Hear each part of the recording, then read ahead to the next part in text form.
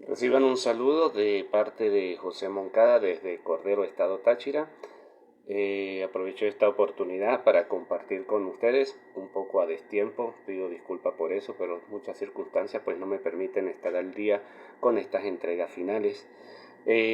Voy a tratar de resumir un poco toda la reflexión que he realizado con respecto a este producto final del seminario Estado del Arte de la Tecnociencia.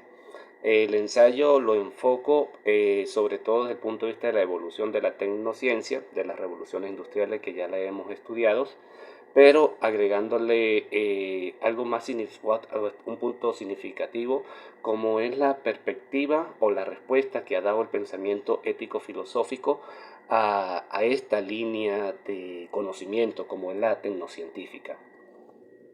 En función de ello, el estudio del arte de la tecnociencia realmente es un reto porque precisamente son muchas las líneas o muchas las aristas que uno puede abarcar. En este sentido, pues me he enfocado principalmente en la respuesta ético-filosófica que se le ha dado y, y todo el ensayo pues está conformado, vamos a llamarlo así, epistémicamente desde el punto de vista paradigmático de la teoría crítica, ¿sí? Porque hemos estudiado a lo largo del seminario todos los elementos positivos de la tecnociencia, magnífico, excelente, ¿sí? Son excelentes, pero también eso ha traído efectos y consecuencias de las cuales también nosotros debemos estudiar un poco para alertar, sobre todo, o darle un buen uso a lo que es la creación de este tipo de conocimiento tecnocientífico. Y realmente estas innovaciones tecnológicas, entre más días, pues van transformando lo que es el orden social de la humanidad y por lo tanto es necesario que reflexionemos al respecto. El ensayo yo lo dividí en 5 secciones. Cada una de las secciones pues son cada una de las revoluciones industriales, la primera, segunda, tercera y cuarta, acompañado por un discurso filosófico en el cual ella se fundamenta para la creación de conocimiento e igualmente con otras posturas filosóficas que yo las considero que son raíces y forman parte de lo que es la posmodernidad, donde hace un llamado a atención que existen otras maneras de pensar y cerrando con unas líneas no conclusivas que tiene que ver cómo actualmente qué enfoque epistémico puede dar respuesta a estos grandes avances tecnológicos en sí. Entonces comencemos con lo que es el meollo del asunto, que tiene que ver con el desarrollo del ensayo. Y entonces tenemos una primera revolución industrial. No voy a profundizar en ello porque ya cada uno de nosotros pues lo hemos estudiado a lo largo del seminario, pero sí algunos puntos para poder entrar en la parte filosófica, que es la que más me interesa. Entonces, en la primera revolución industrial, se desarrolló, según lo que hemos estudiado, entre el año 1760 y 1840, cuyo centro estuvo en Inglaterra. Este fue el primer proceso tecnocientífico que implicó cambios tecnológicos que impactaron significativamente en la sociedad de aquella época. Entonces, en función de ello, estas transformaciones no suceden de la nada, sino que son acompañados o impulsados por pensamientos y reflexiones. Entonces, uno debe preguntarse, en el orden del pensamiento de la humanidad, ¿qué generó este acontecimiento científico? E igualmente, ¿cómo responde el pensamiento filosófico a estas transformaciones tecnocientíficas? No cabe ninguna duda que el modernismo precisamente es el paradigma histórico-cultural y filosófico que conduce a la revolución industrial. No solamente la primera, sino todas y cada una de las etapas que ha tenido la revolución industrial como tal. En el orden filosófico, el modernismo se desarrolla de una propuesta filosófica de René Descartes, es decir, la postura de donde comienza el modernismo de la filosofía es muy diferente a la histórico-cultural.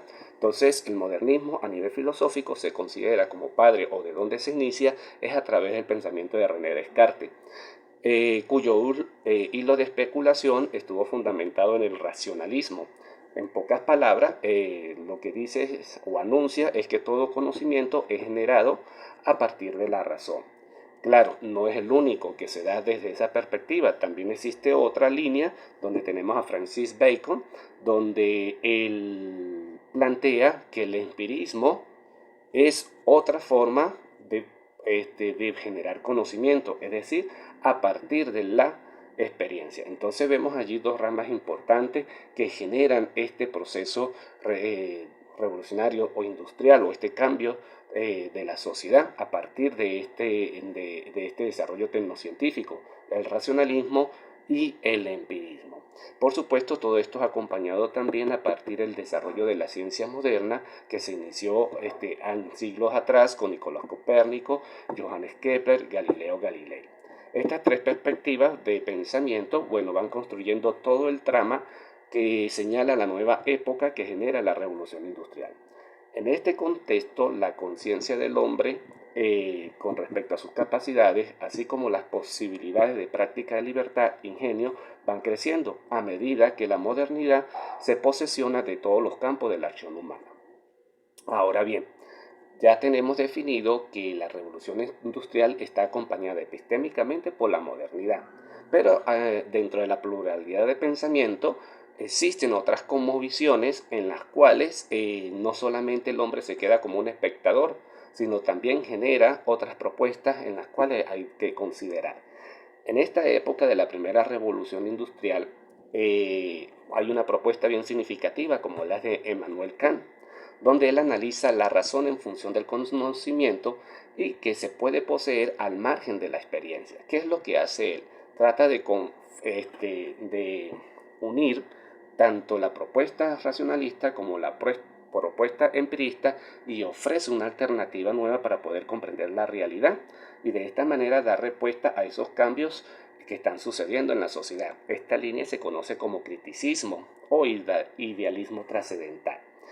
En su estética trascendental, este filósofo destaca la existencia de dos troncos de conocimiento, lo que es la sensibilidad y el intelecto. Es decir, los objetos se manifiestan ante los sentidos, que es la parte empirista, y mediante el intelecto son pensados, que es la parte racional. ¿Qué es lo que observamos? Que para Kant el conocimiento participa de forma integral la razón y la experiencia, que lo diferencia del discurso modernista, que unifica los criterios del racionalismo y del empirismo para la generación de conocimiento. El interés al que me avecino es la respuesta que da Kant a lo que debemos hacer ante esta realidad. En este caso es a las consecuencias de la revolución industrial, a todos los contextos de donde el hombre hace vida. Citando a Facio y Gamarra, bueno, en su interpretación del pensamiento kantiano, si el hombre busca su propio bien, significa que tiene una tendencia egoísta. Y dado que esa tendencia es un hecho habitual, una necesidad natural, nunca una tendencia natural, y puede servir de base a una obligación moral. Es así que hace su planteamiento ético. La moralidad de una acción humana no se puede fundamentar en la materia, sino en su forma, es decir, en la intención de la gente. Transfiriendo estos sucesos a los sucesos consecuentes de la revolución industrial, lo que piensa Kant, ¿qué es lo que vivencia Kant? Es la tendencia egoísta de generación de riquezas en la producción en masa de productos manufacturados en beneficio de una clase burguesa quienes sustentan el capital en detrimento de una población quienes realizaban el trabajo. Por tanto, la ética del capitalista se fundamenta en la materia y no en los fines que se podía alcanzar en su distribución de riqueza. Y esto es lo que propone Kant, que la ética no se fundamenta en la materia, sino en la forma, es decir, la parte teleológica hacia dónde se debe producir este tipo de mercancía. En este caso estaríamos hablando de un bien común que no existía para esa época de la revolución industrial, sino para aquellos que poseían principalmente las riquezas. Esto desde el punto de vista de la primera revolución industrial. En la segunda revolución industrial, la mayoría de las referencias consultadas coinciden en que se desarrolla entre el año 1870 y la Primera Guerra Mundial. Significó otros avances tecnológicos y científicos, Lo novedoso es que ya el contexto no es solamente Inglaterra, sino extralimita las fronteras de Inglaterra y abarca otros países y por lo tanto el conocimiento se va expandiendo. Eso es un punto bastante importante y además de ello surgen otros productos, vamos a llamarlo así, productores de energía que permite desarrollar otras innovaciones tecnocientíficas que va transformando a la humanidad tanto a nivel político, social, cultural y económico. Desde la perspectiva filosófica, el modernismo, por supuesto, sigue conduciendo los intereses sociopolíticos y económicos. Entre el modernismo, principalmente, ¿cuáles son las que influyen dentro de estas? Pues tenemos el positivismo, el utilitarismo y el pragmatismo. El positivismo como paradigma científico aún es el más notorio y persistente en todos los campos de la investigación. Actualmente sigue siendo vigente en muchas ramas y en muchas partes de la academia y son necesarios porque ese conocimiento no es inválido, tiene cosas muy buenas que hay que considerar. Entonces, quien lo configura es Augusto Comte. Él refiere a un conocimiento positivo que no es más que el conocimiento basado en la observación de los hechos y de las leyes que describen el funcionamiento de los hechos en el entorno. Es decir, el conocimiento humano restringe su campo de acción solo a los hechos empíricamente verificables. Entonces aquí el sustento de toda la investigación científica que va a influir en los acontecimientos tecnocientíficos en este periodo de la Revolución Industrial. Por otra parte, el utilitarismo manifiesta que es útil solo aquello que posibilite alcanzar la felicidad. Pero desde esta perspectiva, la corriente filosófica, el fin del hombre individual es la felicidad. Por tanto, la suma de felicidades individuales resultaría una felicidad general. En función de ello, la finalidad de la revolución industrial, el hombre alcanza la felicidad a partir de los desarrollos tecnocientíficos, pero como se critica en la primera revolución, prevalece un interés egoísta. Entonces, la felicidad social solo existe si las felicidades individuales se suman. Si no existe una felicidad individual, entonces ¿existe realmente una felicidad social? Eso es una pregunta de reflexión que uno tiene que hacerse. Entonces no hay un bien común. Por otra parte, uno de estos promotores del utilitarismo, como John Stuart Mill, él plantea que las acciones humanas son buenas en cuanto tiende a promover la felicidad y malas cuando producen lo opuesto a la felicidad. En este contexto, por ejemplo, surge la Primera Guerra Mundial, donde los productos tecnocientíficos fueron empleados en su máxima expresión. Ahora bien, la pregunta es, ¿para quién fue felicidad y para quién no lo fue?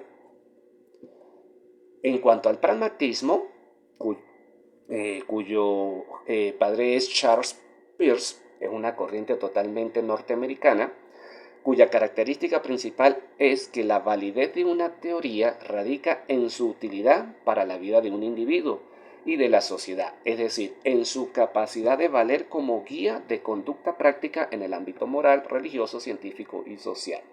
En pocas palabras, dice, solamente es válida la teoría que sea útil para todos los contextos de una sociedad. Ha de notarse una categoría esencial en los tres movimientos filosóficos que he nombrado actualmente, y es el carácter individual del bien que ha de buscarse. Es decir, la individualidad es lo prominente en la acción de quienes tienen el dominio de poder, riqueza, conocimiento, entre otros aspectos.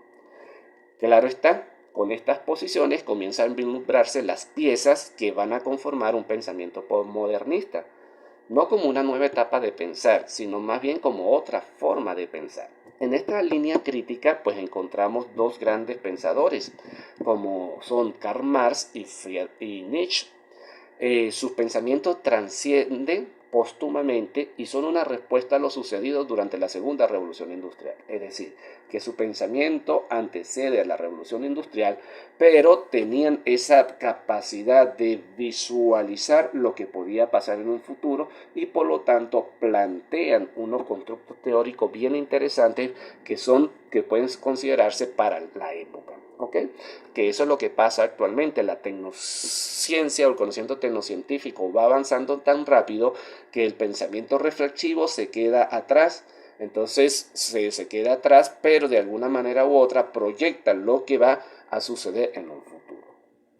Entonces Marx, en su planteamiento filosófico, político, económico, él evidencia las consecuencias de ambas revoluciones, primera y segunda revolución, y sobre todo lo que él detecta es la explotación del proletariado, así como la situación socioeconómica en que se encontraban. Plantea que la realidad evoluciona históricamente movido por fuerzas internas, un movimiento conocido como la dialéctica. Ahora bien, el pensador señala que el hombre es únicamente materia, por tanto su actividad es solo material, sensible, de transformación de la naturaleza, es decir, elimina toda esa parte subjetiva o trascendental que puede tener el hombre, interpretando lo vivenciado por las consecuencias de la revolución industrial. Pero hay un punto interesante que ha pasado inadvertido por años, ¿verdad? Por años por los grandes estudiosos del marxismo, y es que un pensador latinoamericano, Enrique Dussel, él, en sus estudios del marxismo, él descubre una categoría bien interesante que se denomina el trabajo vivo. El trabajo vivo es una categoría marxista en la cual precisamente trata de resaltar esa parte subjetiva que tiene el hombre y de la cual la remuneración de su trabajo debe estar en función de ese trabajo vivo, más no en su capacidad de producción. Que eso es una mala interpretación que se ha hecho de la teoría de Karl Marx. El trabajo vivo significa que es el sujeto es un trabajo indeterminado, no todavía objetivado en ningún producto, como tampoco subsumido aún en ningún sistema productivo concreto. Es decir, es esa parte esencial que tiene la persona como trabajador y en lo cual subyace el valor que tiene como tal, y su producto debe tener valor en función de este trabajo vivo. Es decir, es la potencialidad del trabajo productivo al momento en que la persona está en proceso de desarrollo de su vocación laboral productiva para una sociedad. Para el pensador, el valor del trabajo no debe estar enmarcado en lo que se produce o en el valor producido, sino en la potencialidad que tiene la persona de producir. Otra posición crítica, como ya les nombré a ustedes, es Nietzsche. Ya es más o menos algo que habíamos escuchado en uno de los videos que estudiamos en el tema 1, que hablaba sobre la técnica como factor de nihilismo. Nihilismo precisamente es el programa filosófico que desarrolla Nietzsche. Él manifiesta que la técnica ha generado una cadena de desvalorización de los valores. Pero esto no puede ser el final del asunto. Entonces, ¿qué plantea él? Que hay que crear nuevos valores que den un nuevo sentido a la vida. Es decir, esos valores absolutos de los cuales ha existido a través del tiempo, ya la humanidad debe repensarlo, y estos valores ahora hay que repensarlos en función del nuevo contexto que vivimos, como es el contexto tecnocientífico. Más o menos de lo que planteábamos en el foro que tuvimos sobre la bioética. Entonces no podemos decir que la tecnociencia es un mal para la humanidad, pero si ella misma está exigiendo que la cadena de valores que subsiste en la sociedad deben cambiar o mirarse de otra manera para que los efectos de la aplicación de la tecnociencia sea para el bien común de la humanidad y no para los privilegios de unos cuantos que poseen la acumulación de capital, como en esa época de la segunda revolución industrial, que es el financiero. Y actualmente quien posee el conocimiento es quien ostenta el poder. ¿Okay? Ahora bien, en la tercera revolución industrial, que se inicia más o menos en los años 60 y culmina en el año 2000, se caracteriza por ser la sociedad de la información. Desde el punto de vista filosófico, pues la revolución es una continuidad del modernismo, especialmente con base en el positivismo. Es decir, su vigencia sigue vigente. Hay que tener claro que el mismo ha ido igualmente evolucionando. Hay nuevas versiones neopositivistas donde el desarrollo científico es el eje matriz para la comprensión de la realidad y dar soluciones a los fenómenos tecnocientíficos, sociales, políticos, económicos, entre otros. En contraparte, siguiendo con esta reflexión desde la línea crítica, hacia la búsqueda de soluciones a los efectos y la toma de conciencia a estos efectos, en este periodo encontramos a la teoría crítica de la sociedad, cuya base académica está en la Escuela de Frankfurt, cuyo propósito simplemente es la crítica de la lógica del dominio. ¿Okay? Entre sus planteamientos de esta escuela tenemos la sociedad tecnológica occidental pone la eficacia y la utilidad del servicio del poder y no del hombre. En la sociedad moderna el hombre es instrumento del capital. Las sociedades opulentas conviven junto a sociedades donde hay hambruna. El hombre contemporáneo vive en soledad inmerso en la tecnología, telefonía móvil por ejemplo, y encontrando en los otros frialdad. Los controles sociales son tan refinados que logran anular totalmente la capacidad crítica de la persona.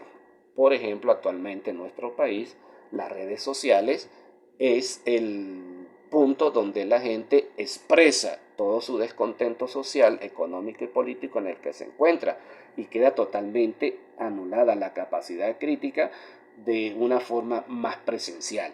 En este sentido, estos pensadores manifiestan que el desequilibrio social tiene como función la razón instrumental, la que opera en la modernidad. Esta razón tiene miedo a la verdad, por tanto, esta verdad no es lo que importa, sino su funcionalidad. En síntesis, indican que la sociedad contemporánea es una sociedad totalmente administrada donde el progreso tecnológico destruye la individualidad. Es un llamado de atención que se hace desde esta escuela de Frankfurt. Ya entrando en la cuarta revolución industrial, por supuesto, se da a inicios del siglo XXI. El elemento clave son las fábricas inteligentes, Internet de las cosas, nanotecnología, biotecnología, todos estos elementos que ya nosotros lo hemos estudiado anteriormente. Desde el punto de vista de la ética filosófica, surgen respuestas para confrontar estos cambios trascendentales en la sociedad, que de algún modo produce cierto vértigo tecnológico. Y es así que dentro del campo filosófico surge una nueva línea, que es la filosofía de la tecnología. En este caso voy a hablar uno de sus representantes, como es Hans Jonas, donde él hace un aporte principalmente del principio de la vida y el principio de la responsabilidad, como una manera de darle respuestas a la evolución de la tecnociencia. Este principio de la responsabilidad significa que nuestra sociedad, el ser humano, tiene que actuar con cautela y humildad frente al enorme poder transformador de la tecnociencia. Al formular el imperativo de responsabilidad, lo hace ante la muerte esencial a la que acecha la humanidad. Ante estos avances tecnocientíficos existe una interacción entre la investigación y el poder, es decir, el desarrollo de la tecnociencia lleva a un conocimiento anónimo. ¿Por qué? Porque no existe una sustentabilidad o configuración teórica que los acompañe. Esto se debe a que el conocimiento ya no es hecho para obedecer la verdadera función del saber durante toda la historia de la humanidad o como sucedió en toda la humanidad, sino ya el conocimiento es realizado para ostentar el poder, ¿sí?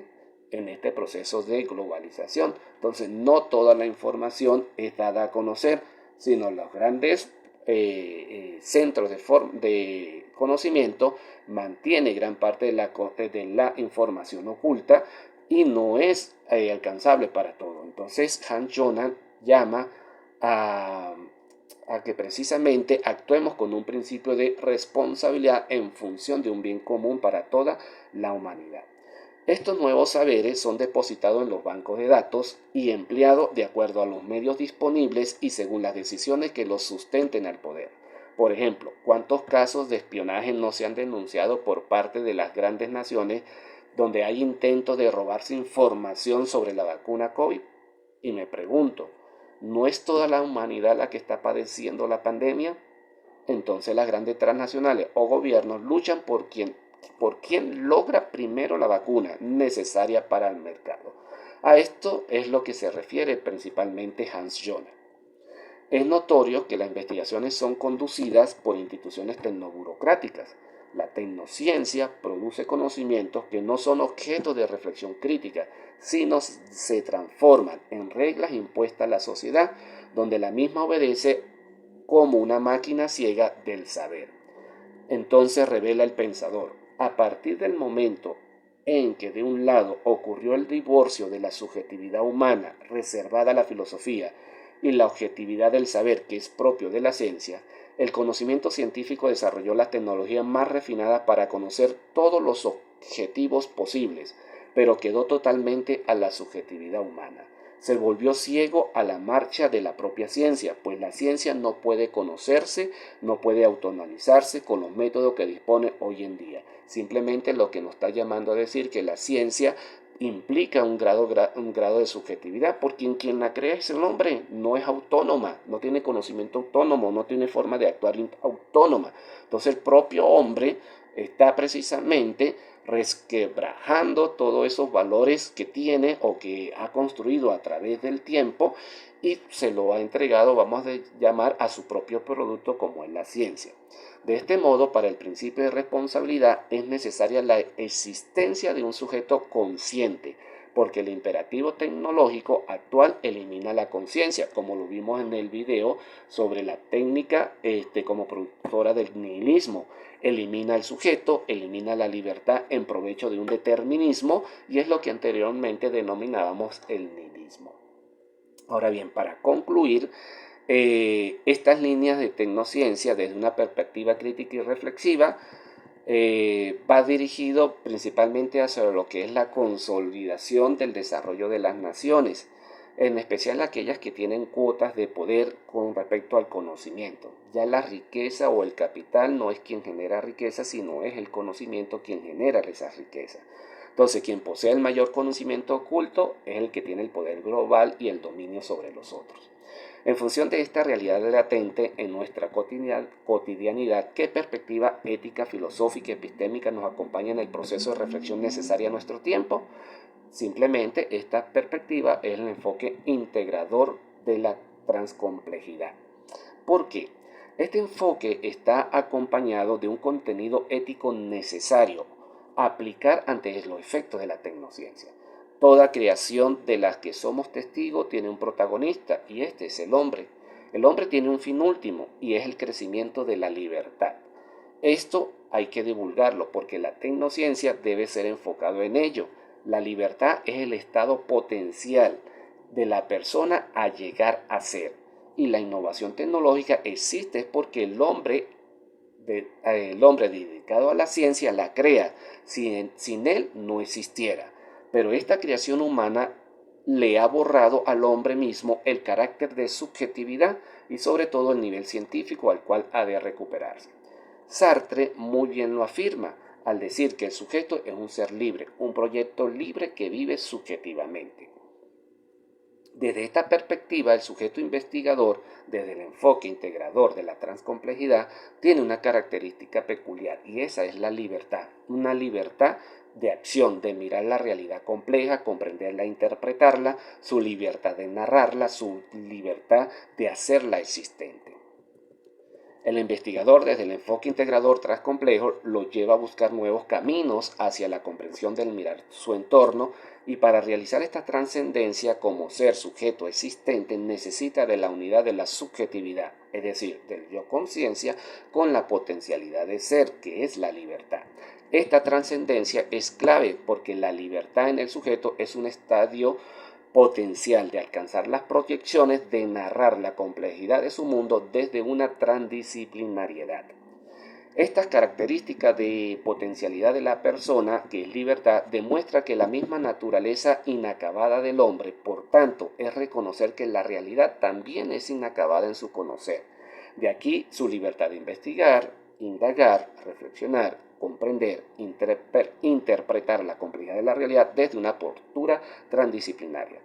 El enfoque integrador de la transcomplejidad, desde su ética filosófica, remueve el flujo energético vital que mueve la voluntad de poder hacia lo que es bueno para la existencia de la humanidad y de todos los seres que lo acompañan en iguales condiciones de complejidad en tiempo y espacio. Propuesta que hace los doctores Sa y Stella. El principio de vida y de responsabilidad, como lo marca Hans Jonas, nos invita a que esta propuesta epistémica siga su proceso de divulgación, porque aún el modernismo está vigente en nuestros entornos académicos y tecnocientíficos. Por tanto, hay que insistir en las otras vías que existen para mirar la realidad de otra manera y narrarla. Esto es esencial. Entonces, desde la enfoque integrador tras complejo, precisamente es una visión nueva, otra manera de dar respuesta, de reflexionar estos grandes avances que tiene la tecnociencia. Bueno, compañeros, hasta aquí es mi compartir con estas líneas de reflexiva que me ha invitado este seminario del estado del arte de la tecnociencia. Espero que tengan la oportunidad de poder escuchar estas palabras y agradecido por su atención. Hasta luego.